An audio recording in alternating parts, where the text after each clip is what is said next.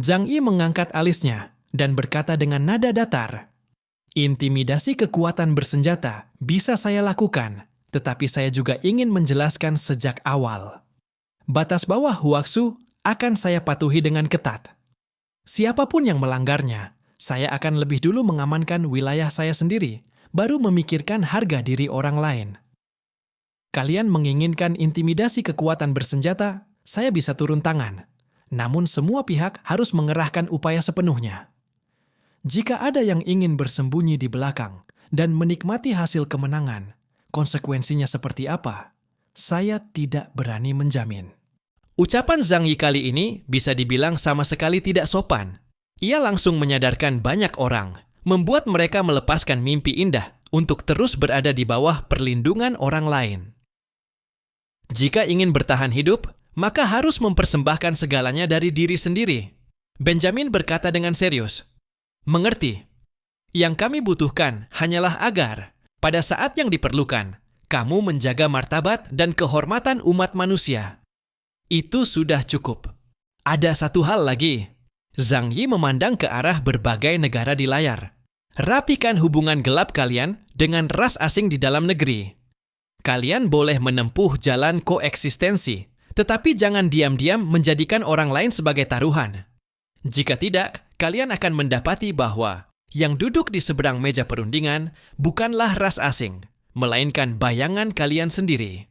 Raut wajah Yamamoto Ishin kembali menggelap, namun ia tidak menanggapi. Di Shitian tetap tersenyum seperti biasa.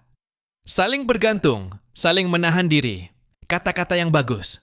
Wajah mereka semua tampak sedikit tidak wajar, tetapi Morgan tetap berwajah tenang. Bahkan Zhang Yi pun tidak bisa menahan diri untuk memujinya dalam hati. Ketahanan mentalnya sungguh luar biasa. Sebenarnya, bukan hanya mereka. Negara Huaxu juga memiliki hubungan yang sangat erat dengan bangsa naga. Namun ia tahu bahwa apa yang disebut sebagai ras peradaban kuno bukanlah satu kesatuan utuh. Di antara mereka mungkin juga terdapat hubungan permusuhan. Hanya saja, karena kehendak Sang Pencipta yang memanfaatkan kesempatan untuk membersihkan arena bagi generasi ketujuh, maka akibat beberapa alasan tertentu, terjadilah konflik dengan generasi keenam. Zhang Yi merasa cukup percaya diri menghadapi perundingan yang akan datang dengan berbagai ras peradaban kuno. Karena ia menduga bahwa ras-ras yang melancarkan serangan terhadap manusia, secara umum, kekuatannya tidak akan seteror bangsa naga. Jika tidak demikian, maka kepunahan seluruh umat manusia hanyalah masalah hitungan menit saja. Hingga kini, bangsa naga sama sekali belum menunjukkan ketertarikan terhadap wilayah atau sumber daya manusia. Kelompok yang begitu transenden memiliki terlalu banyak hal. Siapa yang akan memandang rendah generasi keenam yang tertinggal dengan sedikit harta remeh itu? Jadi, peradaban kuno seperti apa yang akan mengincar wilayah dan sumber daya manusia? Jawabannya sudah jelas tanpa perlu diucapkan. Zhang Yi sedikit mengerutkan kening. Di dalam hatinya juga muncul sedikit keraguan. Apakah serangan ras peradaban kuno terhadap manusia benar-benar hanya untuk membersihkan arena? Namun untuk saat ini, jelas ia tidak mungkin mengetahuinya. Hanya ketika duduk di meja perundingan, barulah semua pihak memiliki kesempatan untuk saling bertukar informasi. Uskup Arnold membuat tanda salib di dadanya, lalu berkata dengan penuh khidmat, "Semoga Tuhan menyertai kita, dan semoga umat manusia juga menyertai dirinya sendiri." Selanjutnya, rapat dengan cepat memasuki tahap prosedural. Adapun yang disebut tim perunding, sama sekali tidak perlu dilakukan pemungutan suara dengan mengangkat tangan. Para elit terkonsentrasi pada negara-negara adidaya dan negara kelas 2. Karena itu, personel perunding akhir pada dasarnya hanyalah wajah-wajah yang sudah akrab bagi Zhang Yi. Misalnya, Arnold Olip dari gereja Junzeng, Raja Arthur, dan Merlin dari Britania. Di Shitian dari Bharata. Negara-negara kecil yang berada di bawah meja perjamuan bahkan tidak memiliki kualifikasi untuk mengajukan nama. Mereka juga tidak sebodoh itu untuk mengira bahwa dengan kekuatan yang lemah, mereka dapat mengandalkan kepandaian berbicara untuk meyakinkan ras asing. Oleh karena itu, rapat ini berlangsung sangat cepat dan berakhir lebih cepat lagi, tanpa bertele-tele sama sekali. Sebelum rapat dibubarkan, Benjamin melakukan konfirmasi terakhir. Kontak putaran pertama akan dipimpin oleh kami dari Gornivelia. Mengenai waktu dan tempat perundingan, saya juga akan segera berkomunikasi dengan kalian semua di kanal kecil. Tidak ada keberatan. Serahkan saja pada kalian. Zhang Yi menurunkan kelopak matanya.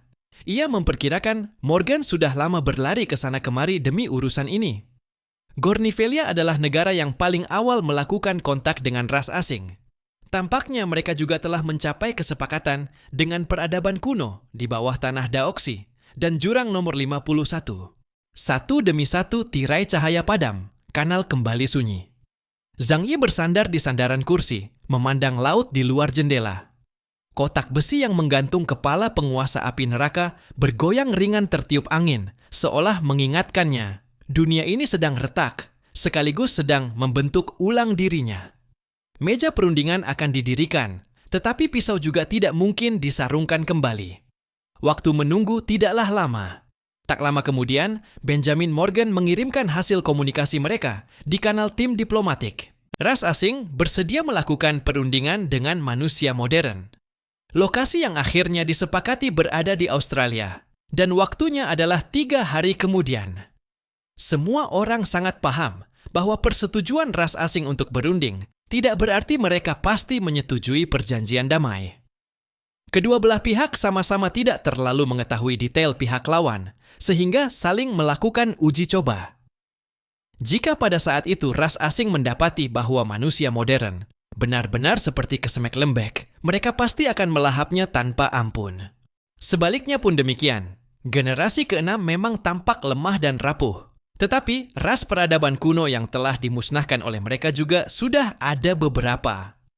Di antaranya, pihak negara Huaxu harus disebut sebagai yang terdepan. Negara Nash, Kekaisaran Wuluan, suku Jurong, bahkan suku Changyuan pun seharusnya termasuk yang dimusnahkan oleh Zhang Yi. Karena itu, perundingan ini pada dasarnya adalah ajang pamer otot, melihat siapa yang kepalanya lebih keras. Siapa yang dapat merebut inisiatif dalam pembagian wilayah planet bumi di masa depan? Zhang Yi membuka kanal gabungan dan membalas dengan 2 kata. Diterima. Setelah itu, ia berpikir sejenak, lalu mengirim lagi. Butuh koordinat lokasi yang spesifik di lapangan.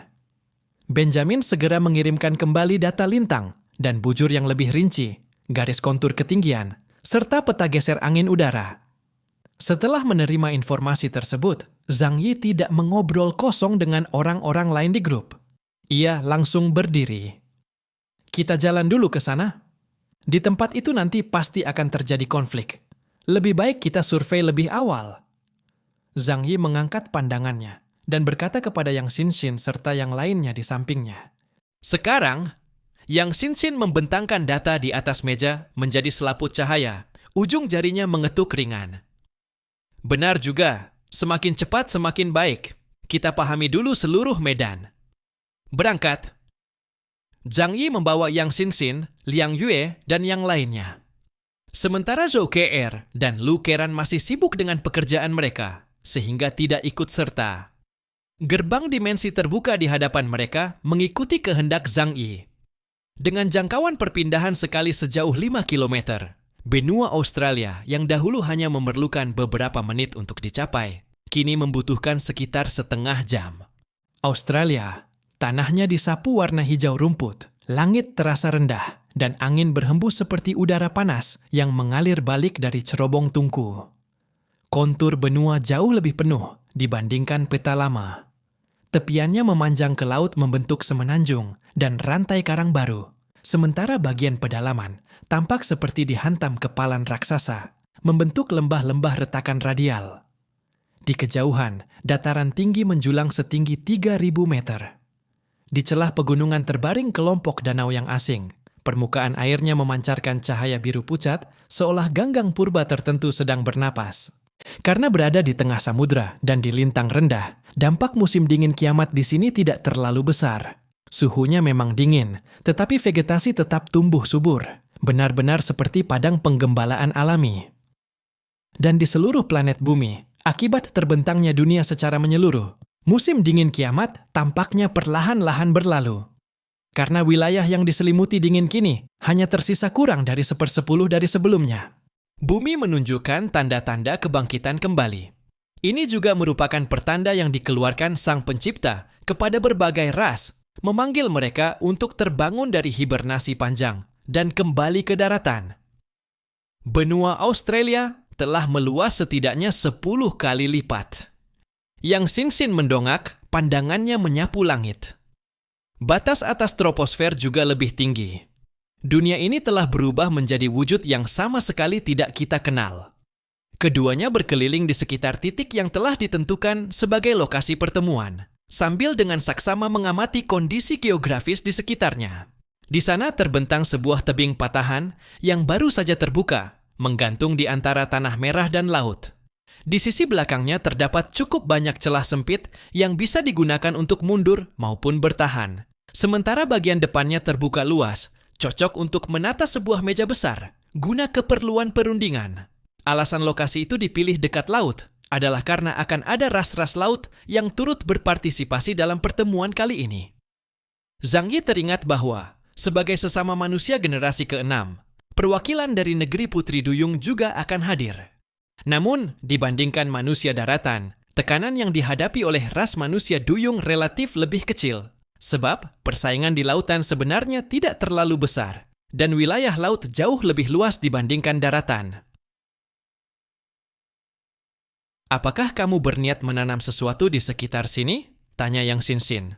Maksudmu dewa kematian cinta? Zhang Yi meliriknya sambil tersenyum. Awalnya memang ada rencana seperti itu. Namun, itu tidak perlu. Yang Sinsin melanjutkan kalimat Zhang Yi. Penyergapan, jebakan, dan menjatuhkan lawan secara licik adalah hal-hal yang paling disukai Zhang Yi. Namun, jelas hal itu tidak sesuai dengan situasi saat ini. Ia mengangkat tangannya dan menarik sebuah jaring transparan. Dalam peradaban kuno pasti ada banyak teknologi yang sangat maju. Juga beberapa makhluk berkemampuan luar biasa. Melakukan hal seperti itu terlalu berbahaya. Dalam kondisi kekuatan yang tidak seimbang, tindakan seperti itu hanya akan memberi mereka alasan untuk membalikkan meja. Bahkan jika pada awalnya beberapa ras kuno tidak berniat berperang dengan kita, mereka bisa saja berubah sikap karena terpancing amarah. Zhang Yi tersenyum. Aku juga berpikir begitu. Jadi kita ganti pendekatan lain. Setidaknya harus membeli sedikit asuransi untuk diri kita sendiri. Karena itu, sekarang tergantung padamu. Kemampuan sistem aturan memiliki sifat pendahuluan dan sangat sulit dideteksi. Sementara itu, panah memetika milik Yang Sinsin mampu mengendalikan segala bentuk materi maupun non-materi. Yang Sinsin menundukkan kepala, lalu perlahan mengangkat jari-jarinya yang putih bersih. Dari ujung jarinya jatuh satu persatu jarum yang hampir tak terlihat. Mereka menyusup tanpa suara ke dalam celah batu dan tanah. Aku telah menetapkan aturan di sini. Jika diperlukan, ini bisa memberi kita kondisi yang menguntungkan untuk bertempur maupun mundur. Namun, aku tetap berharap sebaiknya tidak terjadi konflik berskala besar. Zhang Yi menyipitkan mata. Kalau begitu, ini perlu direncanakan dengan matang. Setelah meninjau lokasi, keduanya pun diam-diam kembali. Masih ada banyak hal yang harus mereka atur, sementara waktu terasa cukup mendesak. Saat kembali ke kota Tianhai, angin malam bertiup dari arah laut, membawa aroma asin garam, dan samar-samar bau mesiu yang tak kunjung hilang. Itu adalah aroma pertanda perang besar yang akan segera pecah, membuat siapapun merasa gelisah. Zhang Yi kembali ke villa. Begitu memasuki ruang pelatihan bawah tanah, ia melihat di ujung koridor sebuah cahaya lembut namun kuat. Ling bersandar di depan jendela kaca besar. Rambut hitamnya terurai di bahu, dan di dalam matanya tersembunyi lingkaran cahaya suci berwarna perak. Kamu sudah kembali, katanya. Ia melirik Zhang Yi dan menyapanya lebih dulu. Hal itu membuat Zhang Yi sedikit terkejut. Kemanusiaan dalam diri Ling semakin terasa. Penyerapan pecahan ether telah membuatnya berubah dari robot yang dulu hanya bisa merespons secara pasif, menjadi semakin mendekati wujud asli Ling. Ini kembali mengingatkan Zhang Yi pada konsep kapal Theseus. Jika suatu hari Ling memperoleh cukup substansi spiritual dari tempat lain dan juga memiliki ingatan dari tubuh aslinya, maka apakah ia masih bisa dibedakan dari tubuh asli itu sendiri? Kamu menjadi lebih kuat, kata Zhang Yi sambil berhenti dan mengamatinya, lalu tersenyum. Sepertinya kamu menyerap kekuatan sumber itu dengan sangat lancar. Ya, Ling membuka telapak tangannya. Sebuah inti cahaya merah menyala yang sunyi berdenyut naik turun di atas telapak tangannya. Struktur sumber dari penguasa neraka api cocok dengan data ingatan di dalam diriku. Aku menggunakan jahitan eter dari ingatan Omega untuk mengubahnya dari kondisi inti lebur kembali ke keadaan stabil. Jika diterjemahkan ke dalam konsep angka manusia, kamu bisa memahaminya sebagai indeks kemampuan sebesar 55.000 poin. Angka itu terdengar sangat menghangatkan hati. Mata Zhang Yi berbinar. Keputusannya menyerahkan satu bagian sumber penguasa neraka api kepada Ling tidaklah sia-sia. Kekuatan sumber di dalam tubuhnya sendiri sudah cukup banyak. Yang ia peroleh di bulan pun masih belum sepenuhnya diserap. Terlalu banyak pecahan eter hampir membuat daya mentalnya tak sanggup menahan beban. Ling pernah mengatakan bahwa peningkatan indeks kemampuan Zhang Yi terlalu cepat, yang berarti ia telah menyerap terlalu banyak pecahan eter. Akibatnya hanya ada dua kemungkinan, menjadi seperti Ling, sepenuhnya tereterisasi, kehilangan emosi manusia, dan memilih kembali ke lautan eter, atau menjadi seperti kaum Druk, dikuasai hasrat gila, dan berubah menjadi monster yang ingin melahap segalanya. Karena berbagai pertimbangan itulah, Zhang Yi memberikan satu bagian kekuatan sumber penguasa neraka api kepada Ling. Dalam situasi saat ini, itu adalah keputusan terbaik untuk meningkatkan kekuatan pihak mereka dengan kecepatan tercepat. Membiarkan sosok yang dulu berada di tingkat Omega, pada level tertinggi yang paling transenden di alam semesta, perlahan menemukan kembali kekuatannya, juga memberi Zhang Yi rasa aman yang terus meningkat. Ling memutar ujung jarinya.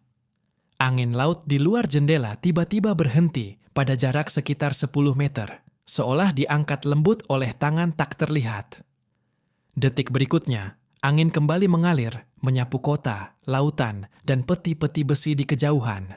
Ling berkata pelan, "Aku menulis ulang kekuatan di sekitar menjadi tatanan dan membuatnya berjalan sementara menurut seperangkat aturan lain. Ingatanku sangat lengkap, termasuk ingatan tentang pertempuran dan penggunaan kekuatan. Karena itu, kekuatan tempur nyataku akan melampaui batas yang kalian pahami sebagai indeks kemampuan 55.000 poin. Zhang Yi tak bisa menahan kekaguman dalam hati. Bentley tua tetaplah Bentley. Meski kekuatan seorang Omega telah menurun, pengalaman tempur serta kendalinya atas kemampuan bukanlah sesuatu yang bisa disaingi orang biasa. Kini, di sisinya bertambah satu lagi sekutu yang sangat kuat. Hal itu membuat Zhang Yi semakin percaya diri menghadapi konferensi negosiasi 10.000 ras beberapa hari ke depan. Bahkan jika perundingan gagal, setidaknya ia masih bisa menyelamatkan dirinya sendiri. Bagus. Zhang Yi mengangguk, nadanya menjadi lebih santai.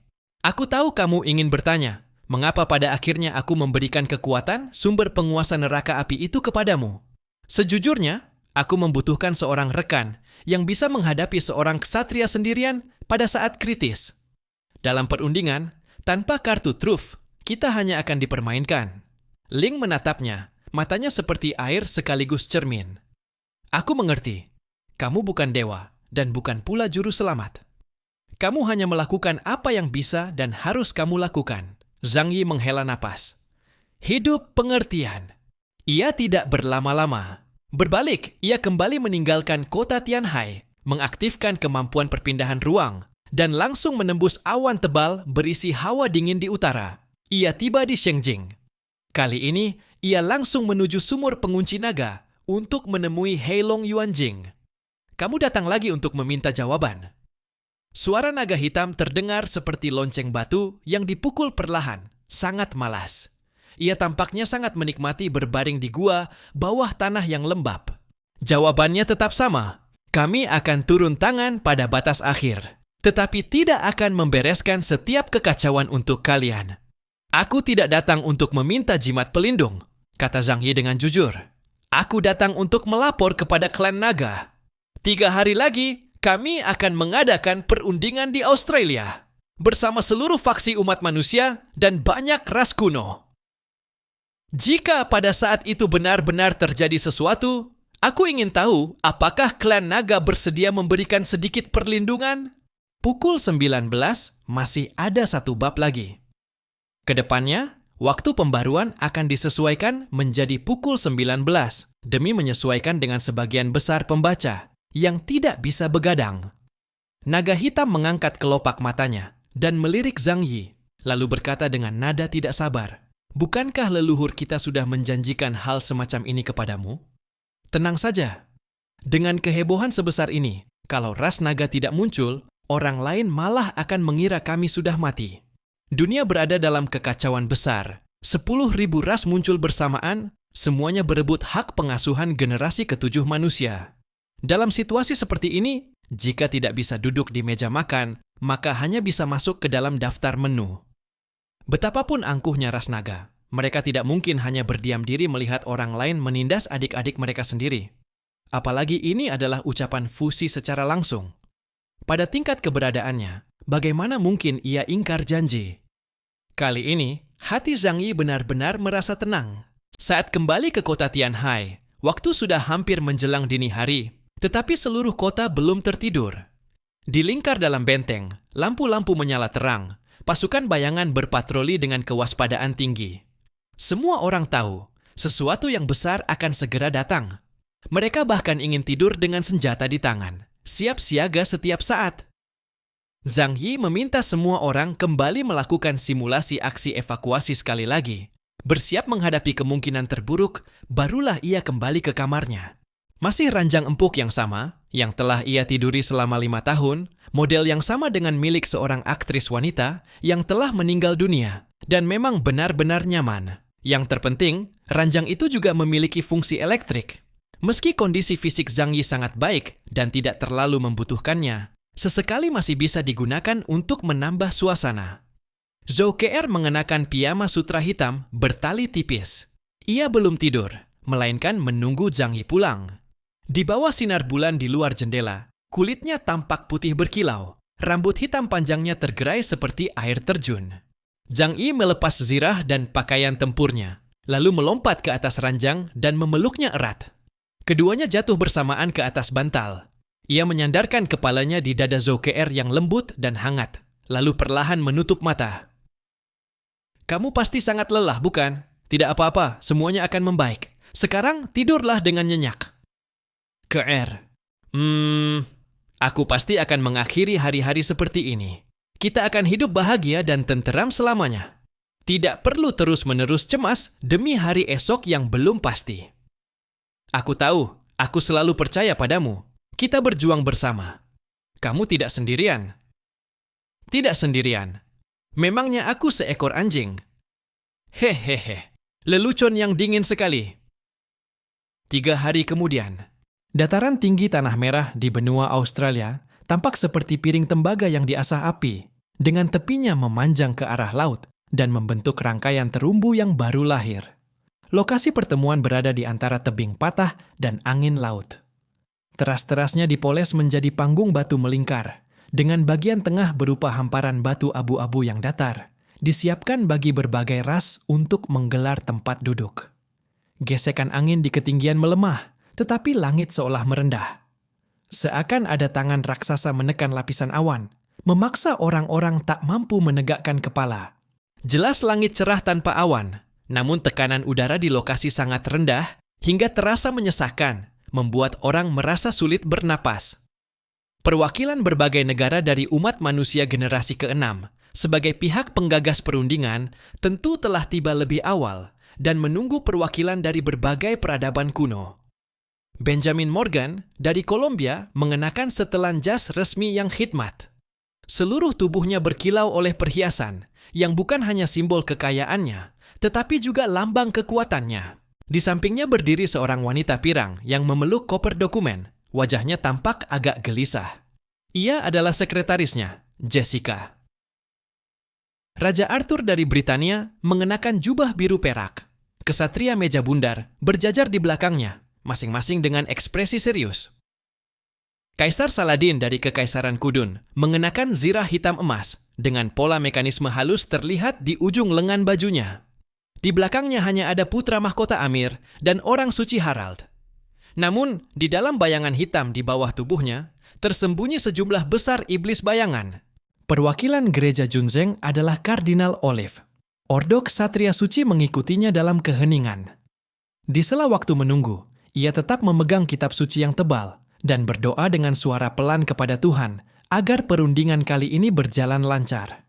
Dewi musim dingin Morana dari Fremon bersikap dingin seperti macan kumbang hitam. Sorot matanya dipenuhi niat membunuh yang tak tersamar. Indra dari Bharata merangkapkan kedua tangan, tersenyum tipis, seolah sangat tenang menghadapi segala hal yang akan terjadi. Miheld-Brad dari organisasi mata meletakkan tongkatnya melintang di atas lutut. Punggungnya tegak, sepenuhnya bergaya seorang bangsawan. Mereka semua adalah tokoh-tokoh terkemuka di antara umat manusia generasi ke-6 di dunia saat ini. Skala pertemuan ini sungguh luar biasa. Mereka saling mengangguk memberi salam, tetapi pandangan mereka tanpa sadar tertuju ke wilayah udara dan garis cakrawala di sekeliling. Kenapa perwakilan negara Huaxu belum juga datang? Seseorang bertanya sambil mengernyitkan dahi. Jangan-jangan kaos itu menjatuhkan bola di saat sepenting ini. Morgan melirik perangkat komunikasinya. Ia telah mengirim pesan kepada Zhang Yi, dan jawaban Zhang Yi adalah, sebentar lagi sampai. Orang-orang yang akrab dengan budaya negara Huaxu tahu, kata sebentar lagi ini sulit dipastikan berapa lama sebenarnya. Morgan juga tidak enak untuk mendesak. Lagi pula, pada situasi sekarang, mereka semua masih mengandalkan Zhang Yi untuk menopang suasana. Arah angin tiba-tiba berubah. Di sekitar benua Australia, dari arah lautan dan langit, pusaran udara mengerikan seketika menyapu daratan. Semua orang di lokasi pertemuan merasakan napas mereka tertahan. Mereka datang. Perwakilan peradaban kuno telah tiba. Mereka datang dengan cara ini sebagai bentuk unjuk kekuatan. Deru ombak dari laut dalam tidak datang dari permukaan laut, melainkan dari bawah tanah. Gemuruh! Bumi terbelah, retakan mengerikan menjalar lurus ke depan, hingga muncul di dekat lokasi pertemuan. Ras ebis laut bangkit dari dalam air laut, mengikuti celah yang baru saja terbuka. Tubuh setengah gelatin, mereka beriak di dalam cangkang transparan. Warnanya seperti tinta biru tua yang tumpah. Setiap individu dikelilingi lapisan pelindung menyerupai gelombang mikro. Mereka melangkah tanpa meninggalkan jejak, dan kabut asin yang terpercik kembali berputar di udara dengan sendirinya. Dari langit terdengar gemuruh kepakan sayap yang serempak. Ras sayap langit menukik dari balik awan. Rentang sayap mereka sebesar kota. Bulu-bulunya memantulkan kilau logam. Saat melintas, mereka menggoreskan deretan alur halus di permukaan batu. Mereka yang mendarat mempertahankan wujud manusia dengan sepasang sayap raksasa di punggung. Garis tengkorak mereka memanjang, rongga mata dalam, dan pupilnya memantulkan cahaya tajam seperti pisau. Beberapa tetua berdiri paling depan, dengan mahkota bulu menjulang tinggi. Saat mereka mengepakkan sayap, bilah-bilah angin tercipta dan lenyap dengan sendirinya. Di zaman kuno, merekalah yang oleh manusia disebut sebagai naga bersayap. Di arah tenggara lautan, angin dan hujan berkumpul dengan sendirinya. Ras langit tidak turun, melainkan terbentuk. Sebagai makhluk atmosfer, mereka seolah tidak memiliki bentuk tetap. Di atas laut, terbentuklah sebuah pilar awan setinggi menara. Petir bergulung redup di inti pilar itu. Di kaki pilar awan, muncul sebuah pulau tipis berwarna perak keabu-abuan. Tempat beberapa bayangan raksasa ringan, berukuran setara kapal penjelajah melayang-layang. Wujud mereka menyerupai manusia, namun tidak sepenuhnya tetap, seakan angin membangun kerangka bagi dirinya sendiri. Setiap tarikan napas ringan mereka mendorong garis pasang laut di dekat pantai menjauh sejengkal. Dari arah lain, terdengar bunyi jenderang rendah dari bumi. Ras zirah besi berbaris datang dari sisi lain tebing patah. Cangkang zirah tebal mereka bertumpuk lapis demi lapis, seperti besi tempa yang ditarik keluar dari lapisan batuan. Setiap langkah membuat kerikil di bawah panggung batu, menggembung keluar membentuk lingkaran. Individu terdepan menjulang lebih dari 3 zang. Pelindung punggungnya dipenuhi bekas hantaman waktu. Kedua lengannya seperti meriam lapis baja di sisi kapal. Lubang matanya hitam pekat, tanpa emosi.